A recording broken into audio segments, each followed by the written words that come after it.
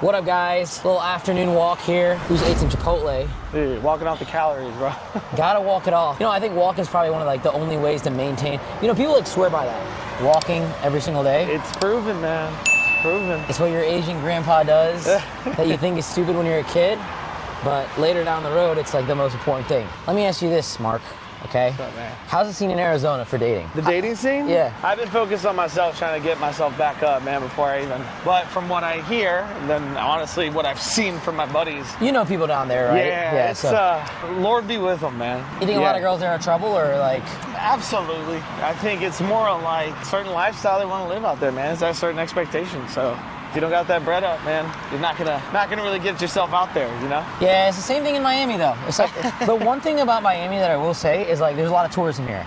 So you can meet somebody just casually, and a lot of times they'll be open to just talking or vibing or whatever it may be. Yeah. But I'll tell you, for the girls that live here, you're gonna have to come with money, status, power, resources. Every girl gets a certain treatment when she's single, right? Yeah. Free drinks at the bar. Hey, come here. Let me invite you out.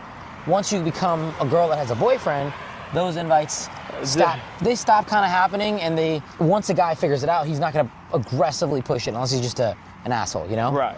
So the first thing is a girl wants a guy to replace her lifestyle when she's single to that being one in a relationship. Buy her the drinks, buy her the dinner, take care of the invites and the parties. And this is a big reason I don't date here in Miami is because there's girls that'll go on these yachts right here every day.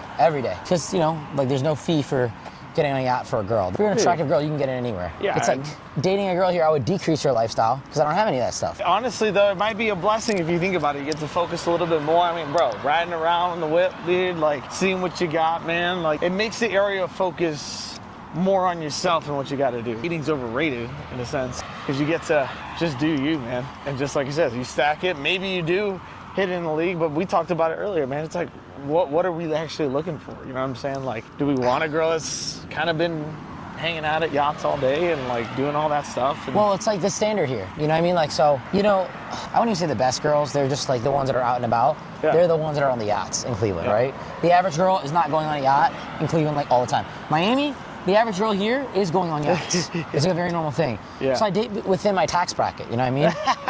Within my tax bracket. Dude, I have no shame in it. I 100% date within my tax bracket, and I don't really try to push it too much. One thing I'll tell you is this, too. What? The more you build yourself up, the nicer your car, the nicer your place, the nicer your lifestyle, the more women are going to look and be invited towards it, and, it becomes easier to take a girl on a date instead of, I think a lot of guys, when they start off, they try to impress a girl.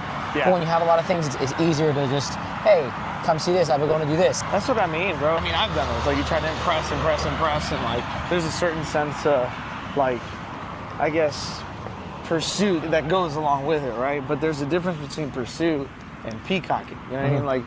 You can pursue someone and show interest, things like that. But if the only thing that you're showing is what you can do for them, well, that's what they're going to expect for the rest of the fucking time. It becomes transactional. Which is what we're running into. What we're seeing is everything is transactional. Everything. Let me ask you, how was your experience with Netflix? How'd it go? Are you grateful that it happened? What do you think your life would have been if you didn't do that? Oh, absolutely. I mean, to answer that question, I mean, I still would be in the fitness space, building my business. That was me. I was going to either open in my own gym, kind of build it up, learn through that. And regardless of that fact, it's still something that I want to do now, so I know that I'm doing what I'm supposed to be doing. With the whole thing, I wouldn't change it for a bit, man. It opened up a lot of doors, but it also exposed me to a lot of, I mean, dude, you get that kind of notoriety or whatever, you have to humble yourself a lot. Yeah. You can go one or two ways. It's a dark path and just get consumed in it, and then next thing you know, you're depressed because you're not as famous as you used to be, the 15 minutes of fame. Or you kind of take it in, enjoy the moment, keep going forward, and then you take a lesson out of it. So, man, I've learned who's there for me. I've learned a lot about myself. Dude, I wouldn't take anything back from it. It was an awesome experience. There's a lot of shows out now, Love Island, Too Hot to Handle. Yeah. Do you think any of these are good or not to hate on them, man. Everyone's doing it for their own reasons. I think right? Love is Blind is a good experiment. I think the idea of it is very okay. Yeah. They have a lot of different like versions of it. Do you watch it? Like, do you watch the shows? I haven't. I mean, I've watched like the new Love Island that came out. Like, cause Have you watched like the Love Is Blind? No, the only season I've seen is mine, and we've seen it one time through. Really? And just cause like. When you watched it, were you like, damn, they were saying that shit about me? Well, it was more so of like what I was doing. I was like, dang, like I was an idiot. I was dumb. I should have done this better. You know, so long. Yeah, because you kind of like hindsight, obviously. That's like, everything. That's like, you know, you watch a video of yourself and you're like, I should have said this. Yeah. I could have been better here. 1000%. And like just handling the whole situation, you know. She's got her whole family and kids now, but like we weren't compatible at all, man. It's like there's no way 24-year-old guy, 34-year-old. She was older. She's a lot older than me. I remember that. Yeah, 10 years older than me is like need to get married, you know, like immediately. There's so many just life lessons. Dude, I'm not even 34 myself right now. Yeah. And I'm 31. So it's like I don't even know what her mindset was. What's your date of birth? 94. But March 1st. March 1st. Okay. That's crazy. Yeah. Yeah, dude. So yeah, I don't even know what she like. Again, being in my 30s, I'm like, dude, look at Mark at 24. It's night and day. So yeah, it's totally different, dude. Yeah. It's like a whole different. Would you recommend people to go on those shows? I'd say, listen. Here's the biggest thing that stops people from doing it. Right. The biggest thing that stops people is, oh, what if I get a bad edit? You know, what if this all goes bad for me? It's like, listen, all this stuff literally only amplifies who you are. It exposes who you are. Mm-hmm. So like when you're in the experience, they're just gonna highlight your reaction more. They can only edit so much. Mm-hmm. So when they're making their edits, they might edit a couple words here and there, but like when it comes to you and who you are as a person, then like if you're an awesome person, outgoing, whatever, you're probably gonna do pretty well. I guess you went into it with that mindset because you didn't know what was gonna happen. But now people know, like, okay, I got hit up for this. I even got hit up for one of those shows. Not necessarily even to be on it, but to host it. Yeah. I was on there, like, I was in the interview process to host it. And I'm like, am I really going to have people find love? Like, a lot of people are coming in here to get clout. Like, it's the mindset now. Like, I'll get 1 million followers off of this, easy. No. And then I'm just going to use that for brand deals and make money that way. And here's the thing, you can only fake it so long. You're gonna get in there, their producers' jobs is literally to vet you, but get everything out of you. Yeah. So they're gonna put you in situations where the real you is gonna come out. They're gonna sleep deprive you, they're gonna put alcohol in your system. Yep. They're gonna put you in situations that you're uncomfortable in. Yep. Because they wanna see the real you. They wanna see the craziness. I went into it, I literally said, I'm just gonna be me. No matter what happens, I remember before I even got out of the van, I was like, I'm just gonna be me, no matter what happens. I think you were very authentic. Yeah, I mean, that's why you did what you did, and you were vulnerable with it. And it's a good thing looking back on it. Like, sometimes being authentic in an environment that is predatory can be bad. Yeah, it's, again, young and not really understanding like the stakes and everything like that, and just trying to like put one foot in front of the other. You're just trying to figure it out, So, biggest thing with me, I was just trying to. I just did the damn thing, and see, like, jumped in the water and see what happens after, right? I got a couple bruises afterwards and, shit that I had to figure out. But at the end of the day, it was the best decision I ever made. So if you ever get an opportunity to do that, you should do it. Do it. Take the leap. I think people should do it. I think social media is like crazy how it's changed the world. Like, yeah, man, it's amazing. And here's the thing, there's people that did it, that they went through the experience, they only had like 5 minutes they got shown, so you don't even know if you're gonna get any screen time, so you might as well just give it a shot. Where do you think the best women in the world are? If you had to say objectively. Okay. What's like the measuring The metric stick? is, just good people, like good women. I'm not saying even best looking. I'm just saying. Well, I'm maybe a little biased because that's where I grew up, but like Southern women, brother. Southern? Yes, Southern, like true Southern women, they're like, not gonna lie, they take care of you, man. But again, there's good women everywhere, right? There's good Mexican women like our culture, right? There's good women everywhere, right? This is all relative based on like where I've lived. So the biggest thing, man, is like we talked about before, is like, bro, you work on yourself, you're gonna attract that woman that's gonna fit into your life instead of what a lot of guys do. Oh, I gotta impress her because she's the best thing that's ever happened to me, and they get like desperate. The dream girl's the worst. If I have a business competitor, I pray that he meets his dream girl. Because when a guy meets his dream girl, everything in his life goes to fucking shit. Yeah. They overextend, they overspend, and I've dated a girl that I was like, oh my God, she's the hottest piece of ass I'm gonna ever get. And I was like, this is not true now looking back at it. I deal with a lot of better quality women now, not only just in the personality, but in the looks too. I like pedestalized girls that I used to date back in the day, certain girls. It's easy to do, man. And I would fucking fall apart, bro. I would get distracted. I wouldn't be as successful. Right. I would be like, I would compromise, like, hey, I'm free.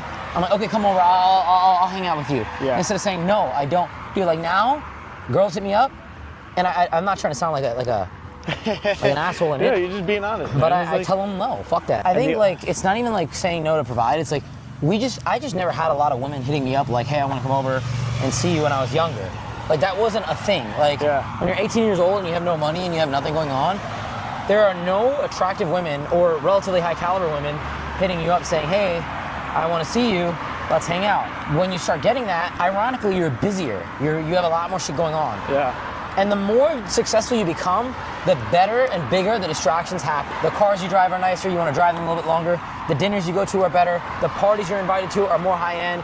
The women that are trying to earn your attention are much more temptatious and seductress. My biggest thing is this, bro. Like, what's the goal? We all have seasons in our life, and we're like, yo, when I go out with these girls, like, what's the goal? Am I just trying to hook up? Well, I think when you're young, the first goal is to get a good looking girl.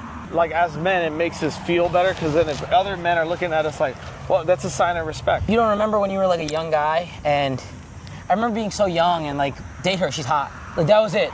Yeah. Well, she's hot, bro. But and that's the thing, dude. It's not like, good, I know, but I always look at dating this way, man. Like, it's always about who you are as a person, right? So like, if you're outgoing, energetic, funny, like most of those things, those typically are like, to me, like you close, like I think of like sales is like, you close. You close. I think humor itself.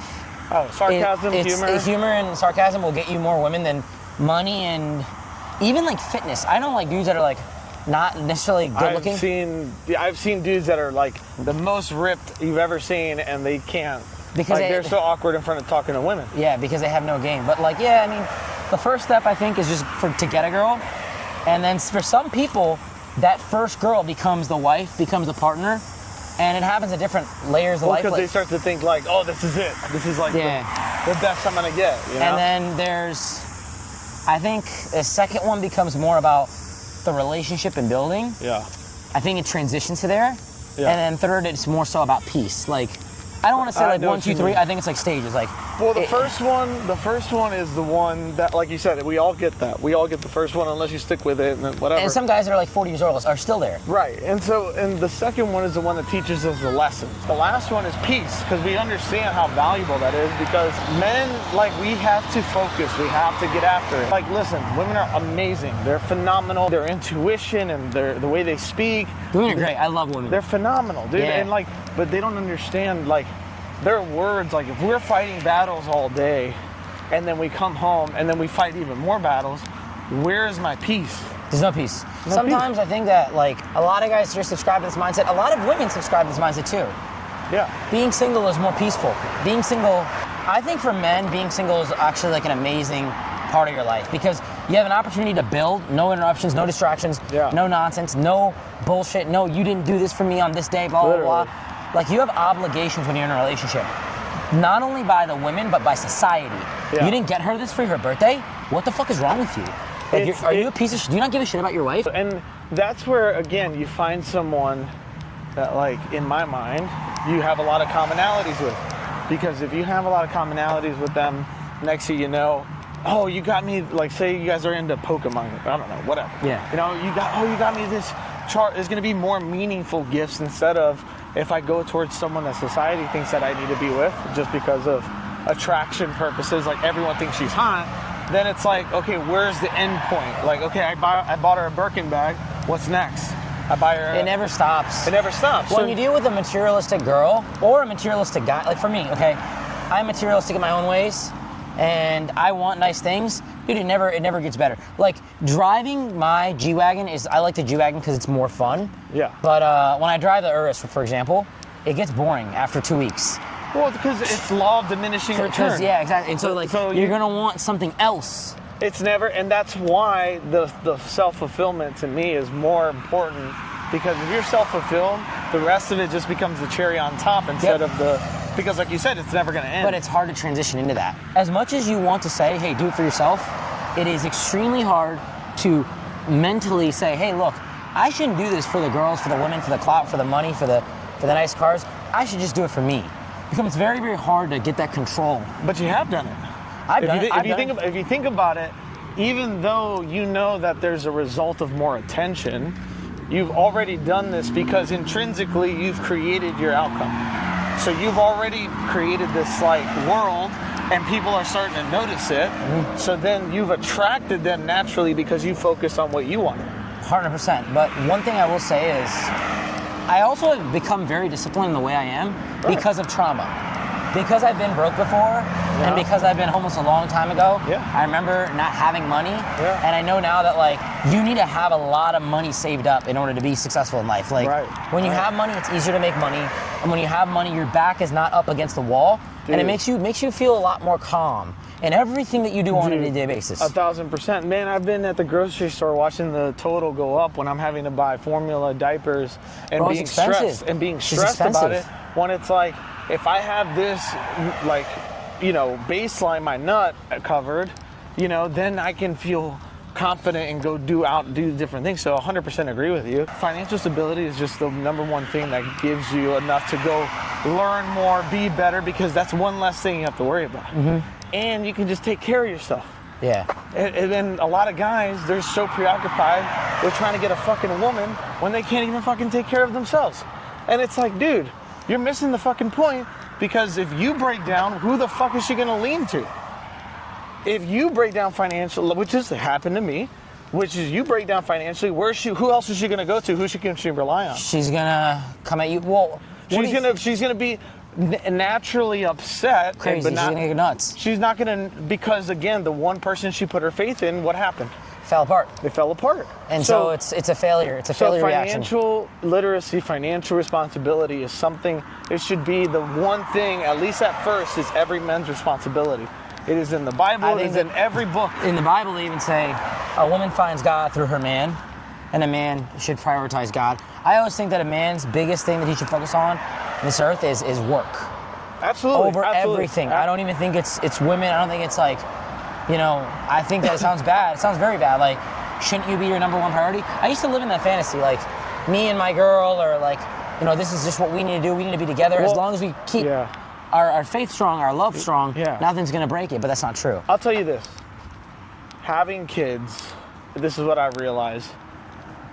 If it's purposeful work, like something that you're destined to do, something you love to do, everything in your life is going to wrap around it. So say I open a gym, right?